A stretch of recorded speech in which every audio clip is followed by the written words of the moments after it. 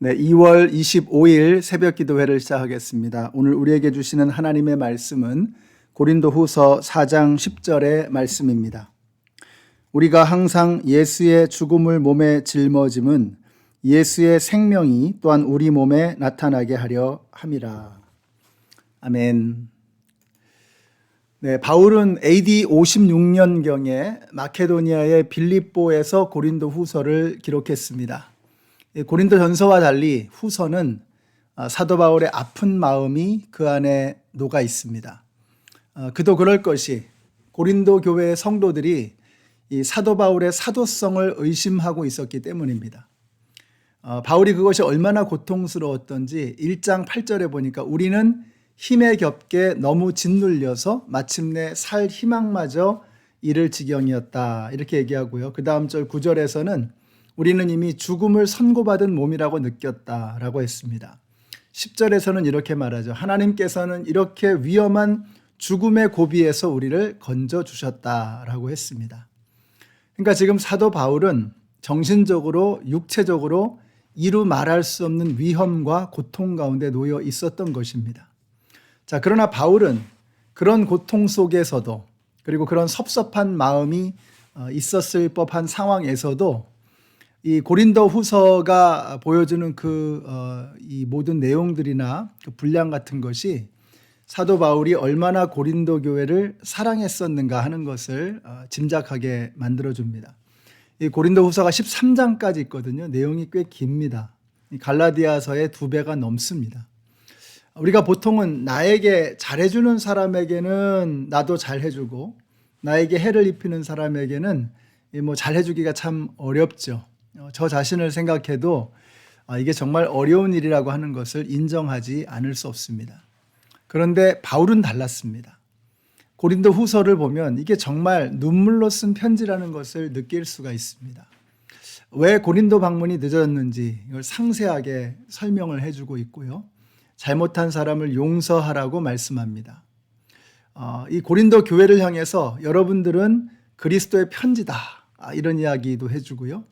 우리가 읽은 본문에서도 사도 바울 이 본문이 속해 있는 이 4장의 내용에서도 보면은 이 사도 바울이 이 고린도 교회를 향해서 여러분들은 보물을 간직한 질그릇이다 이렇게 표현을 해주고 있습니다. 정말 바울은 대단한 사람이다라는 생각이 듭니다. 바울이 어떻게 이럴 수 있었을까 하는 것을 생각해 보면 이 사도 바울이 생각하는 세상, 사도 바울이 생각하는 세계, 이 세계관이 달랐던 거예요. 5장 1절에 보니까 땅에 있는 우리의 장막집이 무너지면 하나님께서 지으신 집, 곧 사람의 손으로 지은 것이 아니라 하늘에 있는 영원한 집이 우리에게 있다라고 이야기를 하는 거예요.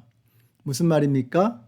여러분, 사도 바울이 속상해도 배신감을 느껴도 목숨이 경각에 처해 있는 위험한 상황에 처할지라도 그가 포기하지 않고 그가 자신을 괴롭히는 사람에게도 용서해주고 사랑을 베풀고 더 뜨거운 관심으로 하나님의 말씀을 증거하는 것은 이유가 뭐냐?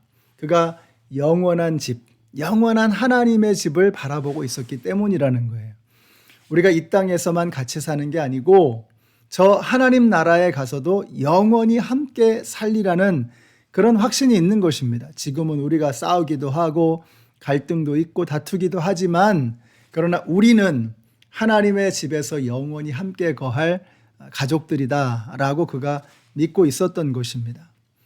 우리가 이제 다시 만나겠죠. 그리고 그 만나기 전에라도 우리 성도님들 간에 우리가 영원히 하나님 아버지의 집에서 함께 지낼 가족이라고 하는 것을 잊지 않으시고 우리가 사랑을 베풀고 서로 이해하고 용서하고 기쁨을 함께 나눌 수 있는 우리 모든 연합장로교회 성도님들이 되시기를 바랍니다. 오늘 묵상집에 보시면은 이 심헤어 이야기가 나옵니다. 바울이 어떻게 이렇게 정말 환난과 고통 속에서도 그리스도인으로서 멋진 삶을 살아갈 수 있었을까? 오늘 묵상집에 나오는 그 심헤어 이야기가 그 답이 아닐까 하는 생각이 들어요. 이런 내용이죠. 깊은 바다로 들어가면 정말 상상도 할 수 없는 엄청난 수압이 존재하는 것입니다. 근데 그 안에 물고기가 살거든요.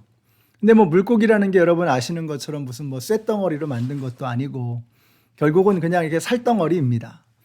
그런데 어떻게 그런 평범한 물고기가 그 깊은 곳에서 엄청난 압력을 이겨내며 살아갈 수 있느냐 하는 거예요. 이유는 하나입니다. 하나님이 그렇게 만드신 거예요. 하나님께서 그렇게 창조하신 것입니다. 어떻게 창조하셨느냐? 이 물고기의 뇌 안에 이 몸의 바깥과 몸 안에 있는 압력을 조절하는 어떤 그런 기능이 있다는 거예요. 참 신비한 것이죠. 하나님의 능력과 실력이 그 안에 신비롭게 담겨져 있는 것입니다. 그래서 심헤어는 어마어마한 압력 속에서도 살아갈 수 있다라는 거죠. 우리 예수 믿는 사람들이 세상을 살아가는 것은 정말 심헤어가 깊은 바다 속에서 엄청난 압력을 받으며 살아가는 것과 다르지 않습니다.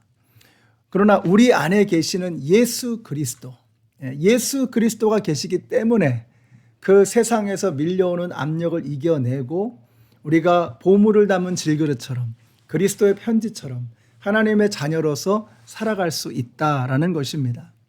우리 연합장로교회 성도님들이 오늘 정말 깊은 바닷속에서 자유롭게 헤엄치는 심해어처럼 세상의 압력이 우리를 향해 밀려오지만 그 압력을 이겨낼 수 있는 그리스도인들이 되시기를 바랍니다. 그 능력은 나에게서 오는 게 아니라는 거죠.